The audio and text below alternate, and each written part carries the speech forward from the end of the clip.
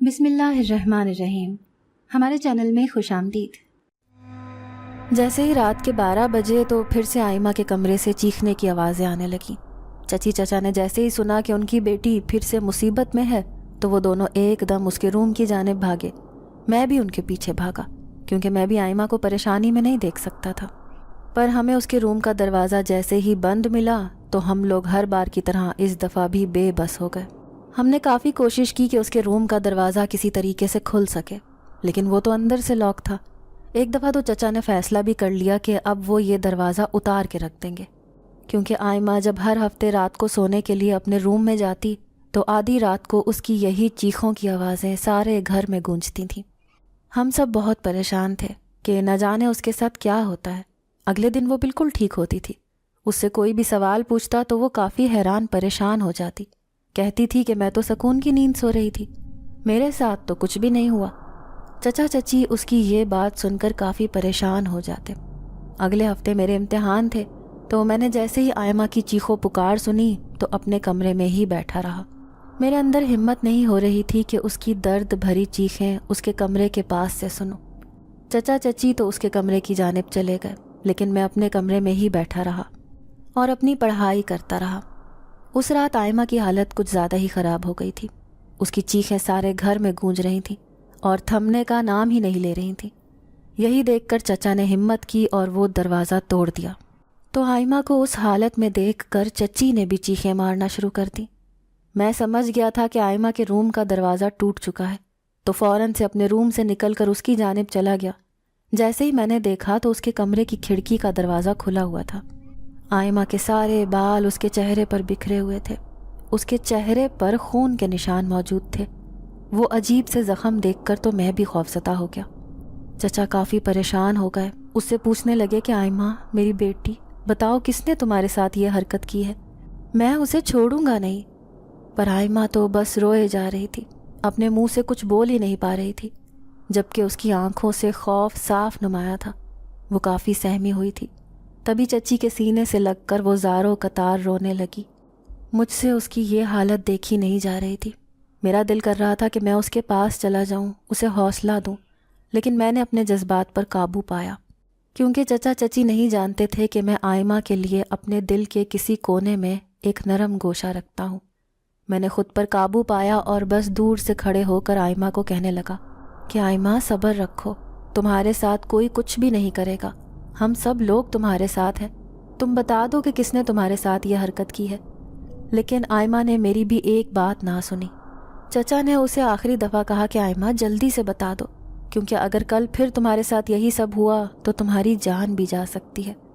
آئمہ اسی خوف سے کہنے لگی کہ بابا میں آپ کو سچ سچ بتاؤں گی، لیکن آپ کو میری بات کا یقین کرنا ہوگا۔ چچا بھی اس کی بات سن کر کافی حیران ہو گئے۔ وہ بولے کہ آئمہ تم میری بیٹی ہو، میں تم پر یقین نہیں کروں گا تو پھر کس پر کروں گا؟ ہم سب ہی تم پر آنکھ بند کر کے بھروسہ کرتے ہیں، اور ہم سب جانتے ہیں کہ تمہاری کوئی غلطی نہیں ہے۔ اس نے جیسے ہی اپنے ابا کی بات سنی تو اسے بھی حوصلہ ملا۔ اگلے ہی لمحے جیسے ہی چچا نے آخری دفعہ پوچھا کہ کس نے یہ سب کیا ہے، تو اس نے بایاں ہاتھ ہوا میں اٹھایا اور اپنے کانپتے ہاتھ سے میری جانب اشارہ کرنے لگی۔ وہ میرے چہرے کی جانب دیکھ رہی تھی، جبکہ اس کا اشارہ مجھ پر تھا۔ یہ سب دیکھ کر تو میری روح پرواز ہو گئی۔ میں نے کبھی زندگی میں بھی نہیں سوچا تھا کہ مجھے اتنا بڑا دھوکہ ملے گا۔ میں نے آج تک آئمہ سے اپنی محبت کا اظہار بھی نہیں کیا تھا، نہ ہی اسے کبھی ایسی نیت سے دیکھا تھا کہ میں اس کے ساتھ یہ سب کرتا، لیکن اس رات آئمہ نے مجھ پر الزام تراشی کر کے سب کچھ برباد کر دیا تھا۔ میں اسے کافی غیر یقینی حالت سے دیکھ رہا تھا، مجھے اپنی آنکھوں پر یقین نہیں آ رہا تھا۔ میں آئمہ کی جانب چلا گیا، اسے پوچھنے لگا کہ آئمہ تم ہوش میں تو ہو؟ تم مجھ پر یہ کیسا گھٹیا الزام لگا رہی ہو؟ اگلے ہی لمحے میرے سگے چچا نے مجھے دور دھکیل دیا، مجھے اتنی زور کا دھکا دیا کہ میں فرش پر جا گرا، پر مجھے اس کی پرواہ نہیں تھی۔ آئمہ نے تو میرا دل آسمان سے زمین پر پٹخ دیا تھا۔ اس بات کا دکھ مجھے کافی زیادہ تھا۔ میں دوبارہ آئمہ کے پاس گیا، اسے جھنجھوڑنے لگا کہ آئمہ تم ہوش میں تو ہو؟ تم کیا بول رہی ہو؟ کیا میں نے تمہارے ساتھ یہ سب کچھ کیا ہے؟ کیا میں تمہارے ساتھ یہ سب کچھ کرتا آیا ہوں؟ سچ سچ بتاؤ آئمہ، تمہیں کسی سے ڈرنے کی ضرورت نہیں ہے۔ لیکن اگلے ہی لمحے آئمہ نے میری بات سن کر میرے دونوں ہاتھوں کو پیچھے دھکیل دیا اور چیخ کر بولی کہ ہاں، تم ہی تو تھے جب میرے اماں ابا اپنے روم میں چلے جاتے ہیں تو تم چھپ کر میرے کمرے میں آتے ہو اور کچھ چیز لینے کے بہانے مجھ سے زبردستی کرتے تھے، لیکن پھر تم نے مجھے دھمکی دی تھی کہ یہ سب کچھ کسی کو بھی نہ بتانا ورنہ ہم دونوں پکڑے جائیں گے۔ یہ نازیبا بات سن کر میرے ہوش اڑ گئے۔ میں دوبارہ سے کہنے لگا کہ ہوش میں آؤ آئمہ، یہ تم کیا کہہ رہی ہو؟ اس الزام تراشی کی وجہ سے میرے کردار پر آنچ آ رہی ہے جو کہ میں بالکل برداشت نہیں کر سکتا۔ لیکن اس سے پہلے کہ میں مزید کچھ بولتا، جب چچا نے میرے گال پر ایک رکھ کر تھپڑ مارا اور میں اوندھے منہ جا گرا۔ وہ کہنے لگے کہ دور ہو جاؤ میری بیٹی سے، خبردار جو تم نے اس سے کوئی بھی بات کی، تم نے جس تھالی میں کھایا اسی میں چھید کر دیا، تمہیں شرم آنی چاہیے۔ ہم تمہیں اپنا بیٹا سمجھتے تھے لیکن تم نے ثابت کر دیا کہ تم ہمارا خون نہیں ہو۔ ہم نے تمہیں اس لیے پال پوس کر بڑا کیا تھا کہ تم ہماری ہی عزت پر ہاتھ ڈالو۔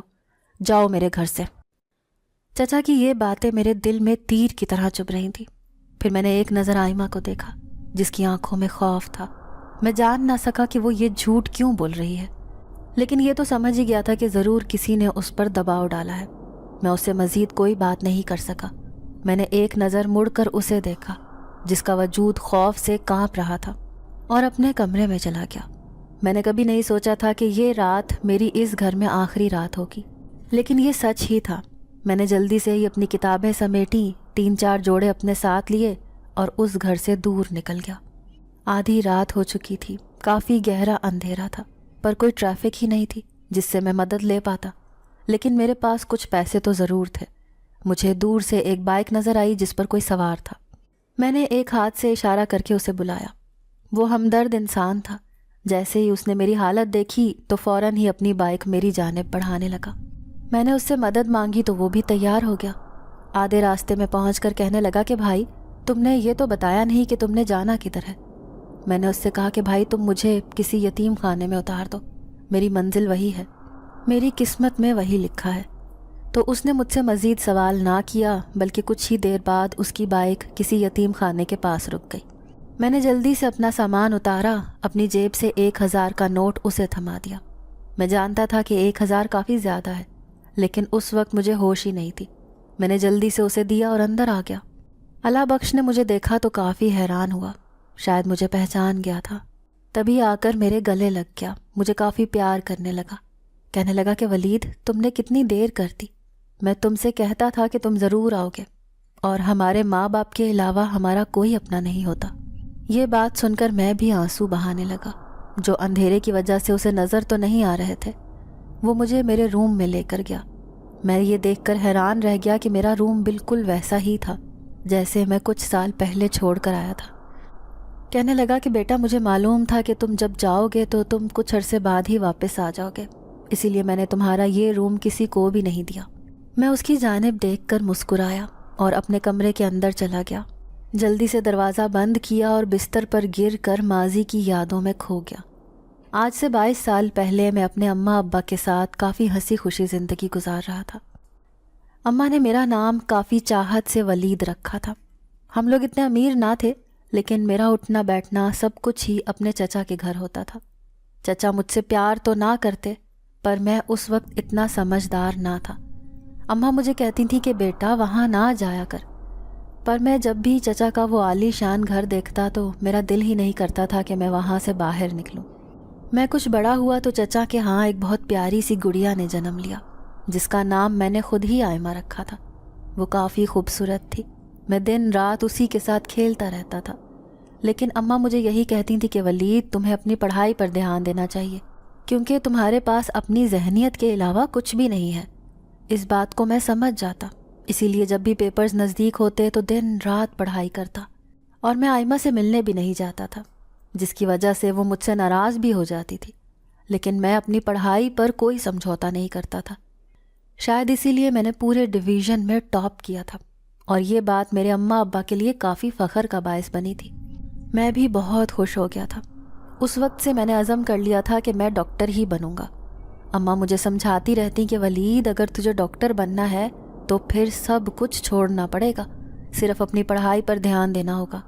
میں نے بھی یہی ارادہ کر لیا تھا، اور پھر کچھ ہی دن کے بعد میں نے میرٹ سے انٹری ٹیسٹ پاس کر لیا، لیکن میرا نام جس کالج میں آیا تھا وہ کافی دور تھا اور پہاڑی علاقہ تھا۔ پر اماں ابا کہنے لگے کہ تمہارے چچا بھی اسی لائن میں رہتے ہیں تو تم انہی کے پاس رہ کر پڑھ لینا۔ میں بہت ہی خوش ہو گیا تھا کیونکہ اس طرح میں آئمہ سے بھی مل سکتا تھا۔ مجھے وہ دن آج بھی یاد ہے جب اماں ابا کافی چاہت سے مجھے ان کے گھر چھوڑنے گئے تھے۔ وہ جیسے ہی واپس گئے اس کے 1 گھنٹے کے بعد ہی ایک ان نون نمبر سے میرے چچا کو کال آئی۔ چچا نے جیسے ہی فون سنا تو ان کے ہاتھ سے موبائل فون گر گیا۔ انہوں نے یہ خبر ہمیں بھی سنائی تو میری تو روح فنا ہو گئی تھی۔ میں جان گیا تھا کہ میری دنیا اجڑ گئی ہے۔ میں نے کافی سال اسی سکتے میں گزار دیے۔ میں اپنی مرضی سے یتیم خانے چلا گیا تھا۔ مجھے میرے چچا نے بالکل نہیں کہا تھا، لیکن مجھے یہی لگتا تھا کہ اب میرے اماں ابا اس دنیا میں نہیں ہیں تو میں ایک یتیم ہوں اور میری منزل وہی یتیم خانہ ہے۔ ایک روز چوکیدار اللہ بخش مجھ سے کہنے لگا کہ ولید تم سے کوئی ملنے آیا ہے۔ میں نے جیسے ہی باہر دیکھا تو آئمہ مجھ سے ملنے آئی تھی۔ اسے دیکھ کر میں کافی حیران ہو گیا کہ وہ میرے پاس آئی ہے۔ مجھ سے کہنے لگی کہ ولید آج سے تم ہمارے ساتھ ہمارے ہی گھر پر رہو گے۔ میں نے اس کی بات سنی تو اسے انکار کر دیا، لیکن وہ میری کافی منتیں کرنے لگی کہ تم اکیلے نہیں ہو، ہم سب تمہارے ساتھ ہیں۔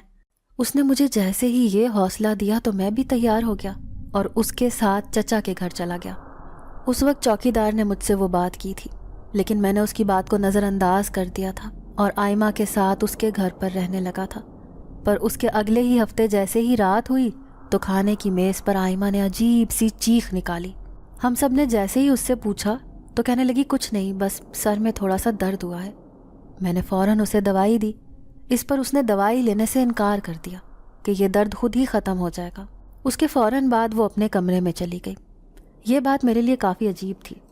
میں نے میڈیکل کی تعلیم بھی جاری کر دی تھی، پر آئمہ کو نہ جانے کون سا مرض تھا جو میں نے اپنی پوری پڑھائی میں نہیں پڑھا تھا۔ اس کی طبیعت اچانک سے خراب ہو جاتی تھی، لیکن اس روز اس کے روم کا دروازہ کھلا تھا۔ یہی سوچ کر میں اس کے پاس چلا گیا۔ جب وہ مجھ سے کہنے لگی کہ تم دور ہو جاؤ، تم میرے پاس مت آؤ، میں اس سے دور ہو گیا، لیکن چچا چچی اس وقت کسی شادی پر شہر سے باہر گئے تھے۔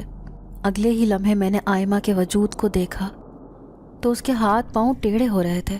اس کا وجود کانپ رہا تھا جبکہ اس کے بال اوپر کی جانب اٹھے ہوئے تھے۔ یہ عجیب منظر دیکھ کر میرا دل تیزی سے دھڑکنے لگا۔ مجھے یہ لگا کہ اسے مرگی کا دورہ پڑ رہا ہے، لیکن جس طرح کی حرکتیں وہ کر رہی تھی اس سے یہ اندازہ لگانا ناممکن تھا۔ اگلے ہی پل اس کے روم میں ایک تیز ہوا کا جھونکا آیا۔ اس کے ساتھ ہی ایک جھٹکے سے آئمہ اپنے بستر سے 2 انچ اوپر کو اٹھی اور پھر اسی جھٹکے سے وہ نیچے بستر پر گری۔ وہ ہوا کا جھونکا باہر چلا گیا۔ اس کے فوراً بعد آئمہ بے ہوش ہو گئی۔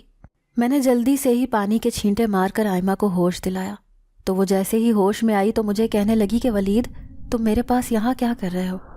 اس سے پہلے کہ وہ مجھ پر شک کرتی میں نے اسے بتایا کہ تمہاری حالت ٹھیک نہیں تھی، تمہیں نہ جانے کیا ہو رہا تھا، اسی لیے میں بہت پریشان ہو گیا تھا اور میں تمہارے پاس آ گیا۔ لیکن وہ مجھ سے فاصلے پر ہو گئی، کہنے لگی کہ میں بالکل ٹھیک ہوں، تم میرے کمرے سے چلے جاؤ۔ پہلی دفعہ آئمہ مجھ سے دور گئی تھی اور نہ جانے وہ یہ سب کیوں کر رہی تھی۔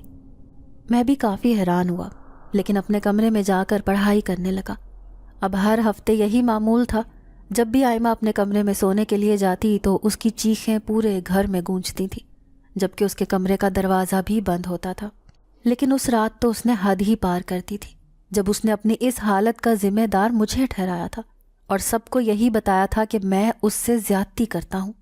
میں نے زندگی میں کبھی نہیں سوچا تھا کہ جس سے میں اتنا پیار کرتا ہوں وہی مجھے دھوکہ دے گی، لیکن اب میں دوبارہ سے اپنے اسی یتیم خانے میں آ گیا تھا۔ یہی سب سوچتے ہوئے میری آنکھ لگ گئی۔ صبح کا الارم بجا تو میری آنکھ کھلی۔ اس وقت صبح کے 6 بج رہے تھے۔ مجھے ہاسپٹل جانا تھا کیونکہ آج میری انٹرنشپ کا پہلا دن تھا۔ وہ سرکاری ہسپتال پہاڑ کے اوپر واقع تھا۔ کچھ لوگ ہی وہاں جاتے تھے، وہ یہاں کے مقیم تھے۔ مجھے پیدل جانے کی عادت نہیں تھی، اسی لیے میں نے اللہ بخش کو کہا کہ وہ میرے لیے کچھ انتظام کریں۔ اس نے فوراً ہی مجھے ایک کرائے کا بائک دے دیا۔ میں نے اس کا بہت شکریہ ادا کیا اور اسی بائک پر بیٹھ کر میں اس ہسپتال جانے لگا۔ ایک لمحے کو میں سب کچھ بھول گیا تھا۔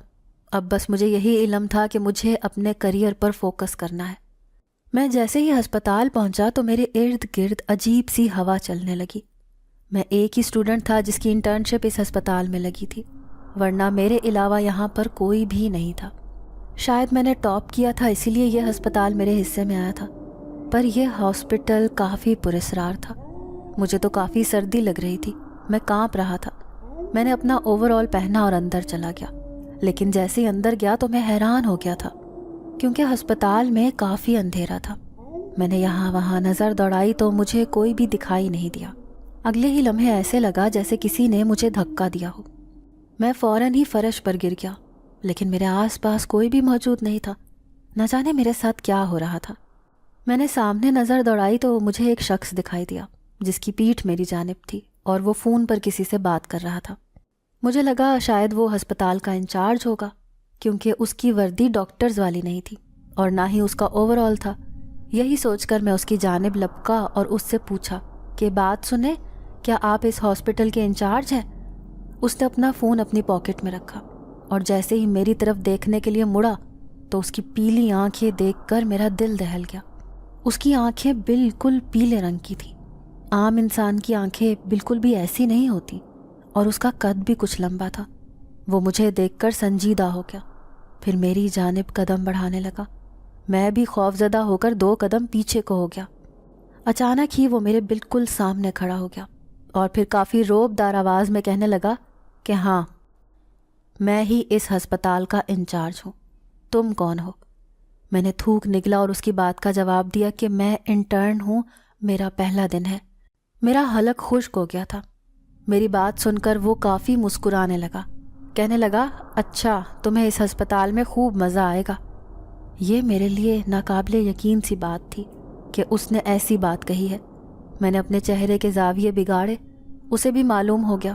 پھر کہنے لگا کہ یہ ایسا ہسپتال ہے جدھر یتیموں کا مفت علاج کیا جاتا ہے، اسی لیے یہاں پر کسی سے کوئی پیسے نہیں لیے جاتے۔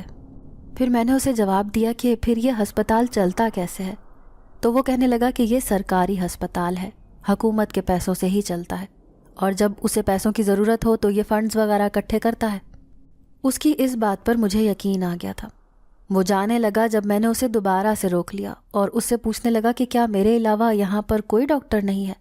تو کہنے لگا کہ تم انٹرن ہو اور تمہیں یہاں کے ان معاملات سے کوئی غرض نہیں ہونی چاہیے، تم اپنے کام سے کام رکھو تو بہتر ہوگا۔ اس نے یہ بات اتنے سرد رویے سے کہی تھی کہ میں بھی چپ ہو گیا تھا۔ وہ مجھ سے ایسے بات کر رہا تھا جیسے وہ کوئی میرا دشمن ہو۔ مجھے ایک بچے کے رونے کی آواز آئی۔ جیسے ہی میں نے پیچھے دیکھا تو ویل چیئر پر ایک بچہ آ رہا تھا جس کی دائیں ٹانگ زخمی تھی اور وہ درد سے تڑپ رہا تھا۔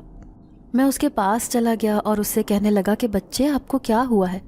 تو وہ بولنے کی حالت میں نہیں تھا، لیکن اس کے ساتھ جو بھی تھا وہ ایک ڈاکٹر تھا۔ وہ کہنے لگا کہ بچے کو کافی چوٹ لگی ہے۔ میں نے جیسے ہی اس ڈاکٹر کی آنکھوں میں جھانکا تو اس کی آنکھیں بھی پیلی تھیں۔ یہ دیکھ کر میں حیران ہو گیا، لیکن یہ سوچنے کا وقت نہیں تھا۔ میں بھی اس کے ساتھ ہی آپریشن تھیٹر میں چلا گیا، لیکن وہ ڈاکٹر یہی کہہ رہا تھا کہ اس کا آپریشن ہوگا۔ پھر وہ کہنے لگا کہ تم میرے کام میں دخل اندازی نہ دو، تم جا کر دوسرے پیشنٹ کو سنبھالو، میں اسے دیکھ لوں گا۔ لیکن میرے اندر بھی جذبہ پیدا ہو گیا تھا۔ میں نے اسے کہا کہ میں تمہاری مدد کروں گا، اس کیس کو صرف ایک ڈاکٹر ہینڈل نہیں کر سکتا۔ میں اس کے ساتھ آپریشن تھیٹر کے اندر چلا گیا، لیکن اگلے ہی لمحے اس نے مجھے آلات منگوانے کے لیے باہر بھیج دیا۔ میں جیسے ہی وہ لے کر واپس آیا تو وہ بچہ وہاں سے غائب تھا، جبکہ ڈاکٹر کہنے لگا کہ آپریشن ہو گیا ہے اور بچہ بھی واپس چلا گیا ہے۔ میں اس کی بات پر حیران تھا کہ ایسا کیسے ہو سکتا ہے۔ وہ مجھے ڈانٹنے لگا کہ تم یہاں کے انٹرن ہو، اگر تم نے اور ذرا سی بھی مداخلت کی تو میں تمہیں اس ہسپتال سے نکلوا دوں گا۔ یہ سن کر تو میں نے اپنا منہ ہی سی لیا تھا، فیصلہ کر لیا تھا کہ اب میں کسی کے بھی معاملے میں نہیں بولوں گا۔ لیکن میں جب بھی اس ہسپتال میں ہوتا تو مجھے کسی کا احساس ہوتا۔ میں نے فی الحال یہاں پر 3 لوگوں کو ہی دیکھا تھا۔ ایک جو اس ہسپتال کا انچارج تھا، وہ تو مجھے میرا دشمن لگتا تھا، جبکہ اس کے علاوہ 2 ڈاکٹرز تھے جن کی آنکھیں اسی انچارج کے جیسی تھی۔ جیسے ہی میں واپس یتیم خانے میں جاتا تو چوکیدار مجھ سے پوچھتا کہ ولید، کیسا رہا تمہارا آج کا دن؟ اسے جیسے ہی یہ بتاتا کہ میرے ساتھ کافی عجیب واقعات ہوئے ہیں اور میں نے جس کو بھی دیکھا ہے اس ہسپتال میں ان سب کی آنکھوں کا رنگ ایک ہی تھا، تو وہ بھی حیران ہو گیا۔ کہنے لگا کہ ولید، تم احتیاط برتنا، کیونکہ یہ علاقہ کافی سنسان ہے اور یہاں پر کوئی بھی نہیں آتا۔ اسی وجہ سے یہ ہسپتال پچھلے کافی عرصے سے بند رہا ہے، پر اس ہسپتال کو کوئی بھی ڈاکٹر نہیں ملا تھا۔ وہ ہسپتال نہ جانے کیسے چل رہا تھا، کسی کو بھی معلوم نہیں ہے۔ یہ بات سچ ہے کہ یتیم خانے سے جو بھی بیمار ہو یا جس کو بھی چوٹ لگی ہو تو ہم اسے اسی ہسپتال میں لے کر جاتے تھے اور اس کی مفت مرہم پٹی ہوتی ہے۔ پر ہم جب بھی کسی ڈاکٹر سے سوال کرتے تھے تو وہ یہی کہتا تھا کہ یہ ہسپتال حکومت کی طرف سے چل رہا ہے، کسی کو بھی نہیں پتا کہ وہ پیسے کہاں سے آتے ہیں۔ میں نے اس کی ہر بات مانی اور دوبارہ سے اپنے روم میں چلا گیا۔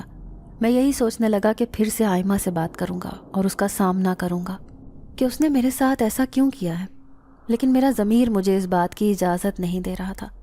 میں نے فیصلہ کر لیا تھا کہ پہلے اپنے کریئر پر توجہ دوں گا۔ میں یہی سوچ رہا تھا جب ایک تیز ہوا میرے ارد گرد چلنے لگی اور میرا سر تیزی سے چکرانے لگا۔ اس کے ساتھ ہی میری آنکھیں بند ہو گئیں۔ اب میرے سامنے ایک ہیولا نمودار ہوا جس کی پیلی آنکھیں دیکھ کر تو میرے رونگٹے کھڑے ہو گئے۔ مجھے وہ ہسپتال کا انچارج یاد آ رہا تھا۔ ایسے لگ رہا تھا جیسے وہ مجھ سے مخاطب ہو اور کہہ رہا ہو کہ تم نے میرے کام میں اور میرے معاملات میں ٹانگ اڑا کر اچھا نہیں کیا۔ اب دیکھو میں تمہیں منہ کے بل کیسے گراتا ہوں۔ اب تم میری چیزوں سے دور ہی رہنا اور اس آئمہ سے تو تم دور ہی رہنا، وہ میری ملکیت ہے۔ یہ باتیں سن کر تو میری روح کانپ گئی۔ میں نے ایک دم اپنی آنکھیں کھول دی اور ارد گرد دیکھنے لگا۔ میں نے دل میں شکر کیا کہ میں اپنے روم میں صحیح سلامت موجود ہوں۔ جیسے ہی یہ خواب آیا تو پھر سے میرا دماغ شل ہو گیا۔ مجھے ایسے لگا جیسے کوئی اندیکھی طاقت میرے ساتھ موجود ہو، لیکن ایسا میں نے پہلے کبھی محسوس نہیں کیا تھا۔ میں نہیں جانتا تھا کہ میرے ساتھ یہ سب کیوں ہو رہا ہے۔ مجھے بس اپنے کریئر پر توجہ دینی تھی۔ میں آئمہ کا خیال اپنے ذہن سے نکالنے لگا، لیکن چاہ کر بھی میرا دل اس کی طرف سے ہٹ نہیں پا رہا تھا۔ اگلے دن میں جیسے ہی ہسپتال پہنچا تو مجھے وہ انچارج کہیں دکھائی نہیں دے رہا تھا۔ آج میں نے فیصلہ کیا تھا کہ میں اس انچارج کو غور سے دیکھوں گا، کیا پتہ اس کا آئمہ کے ساتھ کوئی چکر ہو، لیکن وہ مجھے کہیں دکھائی نہیں دیا۔ اچانک ایک سیٹ پر مجھے اس کا وہ لانگ کوٹ دکھائی دیا۔ میں نے جیسے ہی اس کوٹ کو دیکھا تو وہ کافی پھٹا پرانا لگ رہا تھا۔ اچانک میری نظر اندر موجود ایک تصویر پر پڑی۔ جیسے ہی میں نے وہ تصویر نکالی تو میرے ہوش اڑ گئے۔ مجھے ایسے لگا جیسے کسی نے مجھے کھائی میں دھکیل دیا ہو، کیونکہ وہ تصویر کسی اور کی نہیں بلکہ آئمہ کی تھی۔ وہ اس کے بچپن کی تصویر تھی جس میں وہ کافی کھلکھلا رہی تھی۔ لیکن جیسے ہی میں نے غور کیا تو مجھے یاد آیا کہ یہ تصویر تو میری سالگرہ پر آئمہ نے بنوائی تھی اور اس کے ساتھ میں ہی کھڑا تھا۔ میں نے غور کیا تو اس کے ساتھ کا کچھ حصہ جلا ہوا تھا۔ میں جان گیا تھا کہ انچارج نے یہ جگہ جلا دی ہے۔ میں ابھی یہی تصویر دیکھ رہا تھا جب اس نے میرے ہاتھ سے جھٹ سے وہ تصویر کھینچ لی اور مجھے دھکا دیا۔ میں فرش پر گر گیا۔ وہ کہنے لگا، تمہاری ہمت کیسے ہوئی میری چیزوں کو ہاتھ لگانے کی؟ اس کی آنکھیں اتنی چمک گئی تھیں کہ مجھے ان میں دیکھنے سے کوفت ہو رہی تھی۔ میں زیادہ دیر اس کی آنکھوں میں جھانک نہ سکا، لیکن ابھی میں سنبھلتا کہ جب اس نے مجھے ایک تھپڑ مارا اور میں دوسری جانب جا گرا۔ وہ جگہ اتنی سنسان تھی اور ہسپتال کے پچھلے حصے میں واقع تھی، جدھر کسی کا کبھی کوئی چکر نہیں لگتا تھا، اسی لیے کسی نے ہماری لڑائی نہیں دیکھی۔ میں نے ہمت کی اور میں بھی اس پر جھپٹا، لیکن اگلے ہی لمحے وہ وہاں سے غائب ہو گیا۔ میں نے اسے اوپر سے نیچے ہر جگہ دیکھ لیا، لیکن وہ اچانک سے بجلی کی تیزی کے ساتھ غائب ہوا تھا۔ اگلے ہی لمحے مجھے آئمہ کا خیال آیا۔ میرے دل میں ہول اٹھنے لگے کہ کہیں وہ آئمہ کے ساتھ کچھ غلط نہ کر دے۔ یہی سوچ کر میں آئمہ کی جانب بھاگنے لگا۔ اس وقت وہ اپنی میوزک کلاس لیتی تھی، میں جانتا تھا، اسی لیے میں اس سے ملنے اسٹوڈیو چلا گیا۔ وہاں پر ہر کسی کو آنے کی اجازت ہوتی تھی۔ میں نے جیسے ہی اسے دیکھا تو وہ اکیلی ایک بینچ پر بیٹھی تھی، جبکہ اس کے آس پاس کوئی موجود نہیں تھا۔ اگلے ہی لمحے میرے ہوش اڑ گئے۔ وہ کسی کو دیکھ کر مسکرا رہی تھی، لیکن وہاں سامنے کوئی بھی موجود نہیں تھا۔ اس کے ہونٹ ہل رہے تھے، ایسے لگ رہا تھا جیسے وہ کسی سے بات کر رہی ہو۔ اچانک ہی اس نے اپنا ایک ہاتھ ہوا میں اٹھایا اور کسی سے اپنا ہاتھ ملانے لگی۔ یہ دیکھ کر میری روح فنا ہو گئی، کیونکہ اس کے سامنے کوئی بھی موجود نہیں تھا۔ میں جان گیا تھا کہ وہ جو بھی ہے وہ ایک سایہ ہے جو کہ آئمہ کو اپنے شکنجے میں جکڑ چکا ہے۔ آئمہ وہاں سے اٹھ کر اس کا ہاتھ تھام کر میری جانب آ رہی تھی۔ میں جھٹ سے پیچھے ہٹ گیا۔ میں واپس جانا چاہتا تھا، لیکن میں نے جیسے ہی سامنے دیکھا تو وہ انچارج میرے سامنے کھڑا مجھے خونی نظروں سے دیکھ رہا تھا۔ وہ میری بے بسی پر میرا مذاق اڑا رہا تھا۔ صاف معلوم ہو رہا تھا کہ جیسے وہ اپنی جیت کا جشن منا رہا ہو۔ مجھ پر خوف طاری ہو گیا، کیونکہ میں جانتا تھا کہ میرے سامنے کوئی آدم ذات نہیں بلکہ کسی آسیب کا سایہ ہے۔ اسی لیے میرا وجود پسینے سے تر ہو گیا تھا۔ اگلے ہی لمحے میں نے اپنے دل میں آیت الکرسی کا ورد کرنا شروع کر دیا۔ دوسری طرف اس سائے نے اپنے سر پر ہاتھ رکھے اور کافی چیخنے لگا۔ ایسا محسوس ہو رہا تھا جیسے اسے بہت تکلیف ہو رہی ہو۔ مجھے اور بھی ہمت ملی۔ میں نے اور اونچی آواز سے آیت الکرسی پڑھنی شروع کر دی۔ جیسے ہی وہ میرے سامنے سے غائب ہوا تو میرے دل کو سکون ملا۔ میری سانس بحال ہوئی، لیکن اب میں آئمہ کو تلاش کرنے لگا۔ آئمہ تو واپس اپنے گھر جا رہی تھی۔ یہی سوچ کر میں اس کا پیچھا کرنے لگا۔ میں نے بھی بائک چچا کے گھر کی جانب دوڑا دی۔ میں دوبارہ سے اپنے چچا کے گھر پر موجود تھا۔ چچا نے جیسے ہی مجھے دیکھا تو کہنے لگے، دوبارہ قدم رکھنے کی تمہاری ہمت کیسے ہوئی؟ میں نے چچا سے اجازت مانگی کہ آئمہ کے ساتھ بہت برا ہوا ہے، اس پر کسی آسیب کا سایہ ہے، میں اسے ایسے نہیں چھوڑ سکتا۔ کہنے لگے، تم کون سی صدی میں جی رہے ہو؟ تمہیں ابھی بھی ان باتوں پر یقین ہے؟ وہ آسیب تم ہی تھے جو میری بیٹی پر بری طرح سے قابض ہو گئے تھے، اور اب جب ہم پر تمہاری پول کھل گئی ہے تو پھر تم دوسرے بہانے بنا رہے ہو۔ میں نے چچا کو کافی یقین دلایا، لیکن انہوں نے میری ایک بھی نہ سنی اور مجھے گھر سے نکال دیا۔ لیکن میں اب اور بھی ڈٹ گیا تھا۔ میں کسی صورت آئمہ کو مصیبت میں نہیں چھوڑ سکتا تھا۔ میں رات کا انتظار کرنے لگا۔ جیسے ہی آدھی رات ہوئی تو مجھے ایسے لگا جیسے میرے ارد گرد دوبارہ سے وہی تیز ہوا چلی ہو۔ میں جان گیا تھا کہ وہ سایہ پھر مجھ پر حاوی ہو رہا ہے، لیکن میں نے آیت الکرسی کا ورد کیا تو وہ مجھ سے دور ہو گیا اور وہ ہوا بھی بند ہو گئی۔ میں نے شکر کیا۔ اب کھڑکی کی جانب سے آئمہ کے روم میں پھلانگنے لگا۔ میں چاہتا تھا کہ میں اس کو دیکھ سکوں، لیکن میں نے جیسے ہی آئمہ کے روم کا منظر دیکھا تو میرا دل دہل گیا، کیونکہ آئمہ اپنے بیڈ پر لیٹی ہوئی تھی جبکہ وہ درد سے تڑپ رہی تھی۔ میں فوراً سے آیت الکرسی پڑھ کر اس کے روم کے اندر پھونکی۔ اچانک سے وہ آسیب غائب ہو گیا اور وہ سایہ واپس ہوا بن کر دور چلا گیا، جبکہ آئمہ بے ہوش ہو گئی۔ میں جلدی سے اس کے روم کے اندر گیا اور اسے ہوش دلانے لگا۔ جیسے اسے ہوش آیا تو مجھے دیکھ کر وہ تڑپ اٹھی۔ کہنے لگی، تم یہاں کیا کر رہے ہو؟ وہ مجھے برباد کر دے گا، وہ میری عزت برباد کر دے گا۔ میں نے اسے تسلی دی اور اسے کہا کہ جب بھی وہ سایہ تمہارے پاس آیا کرے تو تم آیت الکرسی پڑھا کرو، اس سے وہ تم سے دور رہے گا۔ آئمہ نے میری بات مان لی تھی، لیکن میں مزید اس کے پاس نہیں رہ سکتا تھا، کیونکہ میں نہیں چاہتا تھا کہ میرے چچا پھر سے مجھ سے بدگمان ہو جائیں۔ میں ویسے ہی واپس چلا گیا، لیکن اب میں جان گیا تھا کہ آئمہ نے میرے ساتھ یہ سب کچھ کیوں کیا تھا، کیونکہ یہ اسی سائے کی دھمکی تھی۔ وہی ہم دونوں کو ایک ساتھ نہیں دیکھ سکتا تھا۔ نہ جانے وہ کب آئمہ پر عاشق ہو گیا، مجھے کچھ بھی علم نہیں تھا۔ میں واپس ہسپتال چلا گیا۔ میری ہسپتال میں رات کے وقت کی ڈیوٹی تھی۔ اس وقت ہسپتال بالکل خالی تھا اور وہ بالکل پراسرار لگ رہا تھا۔ مجھے اچانک اپنے پیچھے کسی کی موجودگی کا احساس ہوا۔ میں نے جیسے ہی پیچھے دیکھا تو وہاں کوئی بھی موجود نہیں تھا۔ میں جان گیا تھا کہ یہ وہی سایہ ہے جو انچارج کا روپ دھار کر میرا پیچھا کر رہا ہے۔ اگلے ہی لمحے مجھے ایک دروازے سے کسی بچے کے رونے کی آواز آئی۔ میں جیسے ہی اندر گیا تو میری روح تڑپ اٹھی، کیونکہ اندر وہی بچہ جس کا آپریشن ہوا تھا وہ بے دردی سے کراہ رہا تھا۔ میں جیسے ہی اس کے پاس گیا تو وہ نڈھال ہو کر ایک طرف کو لڑک گیا۔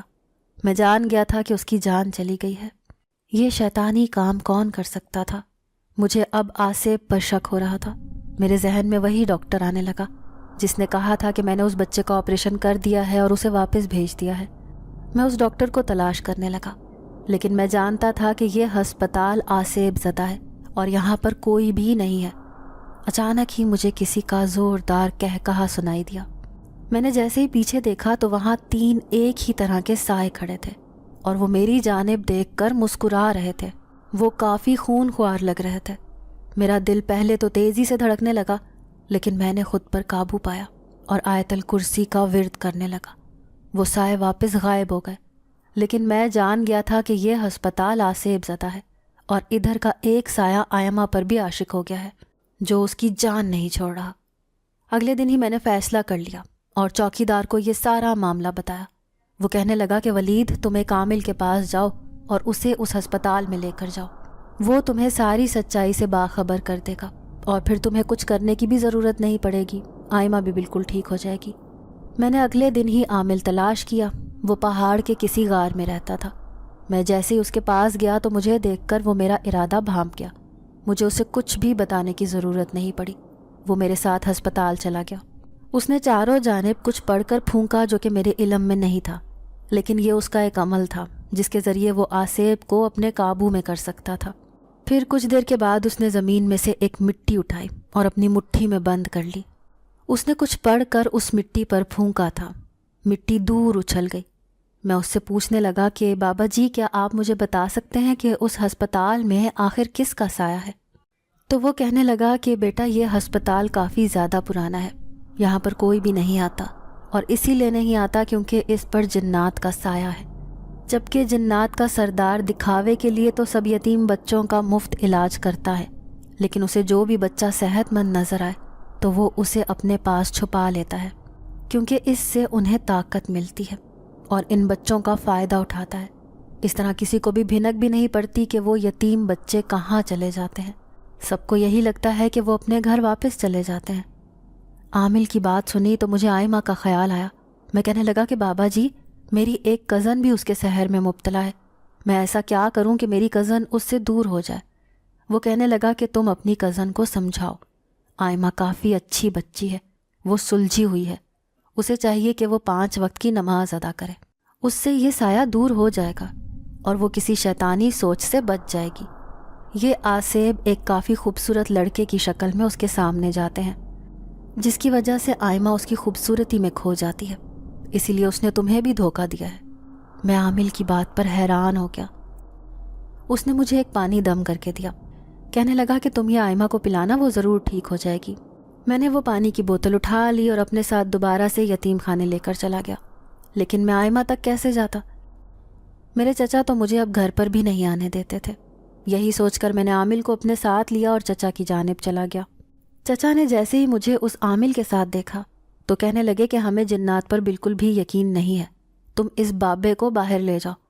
لیکن میں نے چچا کو یقین دلایا کہ آئمہ پر کسی جن کا سایہ ہے۔ وہ تبھی روز ہر ہفتے اسی تکلیف سے گزرتی تھی، کیونکہ اس کے ساتھ آصیب ہیں جو اسے تنگ کرتے ہیں۔ چچا میری بات سن کر کافی حیران ہوئے، انہوں نے آئمہ کو بلایا، کہنے لگے کہ بیٹا تم بتاؤ، کیا ولید ٹھیک کہہ رہا ہے؟ کیا تم نے ولید پر الزام لگایا تھا؟ تو آئمہ نے اپنا سر جھکا لیا، اسے کافی شرمندگی ہونے لگی، وہ کچھ نہ بولی، لیکن اس کے چہرے کے تاثرات سب کچھ بتا رہے تھے۔ چچی بھی کافی پریشان ہو گئی۔ اچانک سے ہی آئمہ کا سر چکرانے لگا، اس نے اپنے سر پر زوردار تھپڑ مارنے شروع کر دیے، کہنے لگی کہ کوئی مجھے مار رہا ہے، کوئی مجھے جان سے مار دے گا۔ عامل نے جیسے ہی یہ دیکھا تو آئمہ کو اپنے سامنے کھڑا کیا اور اس پر کچھ پڑھ کر پھونکنے لگے۔ وہ فرش پر لیٹ گئی اور اب وہ تڑپنے لگی، کہنے لگی کہ کوئی میرا گلا دبا رہا ہے۔ اس نے اپنے دونوں ہاتھوں سے اپنے گلے کو پکڑ لیا۔ چچا چچی بیٹی کی یہ حالت دیکھ کر رونے لگے، لیکن میں نے انہیں حوصلہ دیا۔ آئمہ چیخ رہی تھی کہ میں مر جاؤں گی، مجھے چھوڑ دو، مجھے جانے دو، لیکن عامل نے اپنا ورد جاری رکھا۔ وہ ہمیں کہنے لگا کہ تسلی رکھو، آئمہ کو وہ نظر آ رہا ہے جو ہمیں نظر نہیں آ رہا، اسی وجہ سے وہ ایسی باتیں کر رہی ہے۔ عامل نے آئمہ کو کہا کہ تم آیت الکرسی کا ورد شروع کرو۔ آئمہ نے اونچی آواز سے آیت الکرسی پڑھنا شروع کر دی۔ اچانک ہی اس کی حالت سنبھلنے لگی، اگلے ہی پل میں وہ ایک جھٹکے سے فرش پر گر گئی، وہ بے ہوش ہو گئی تھی۔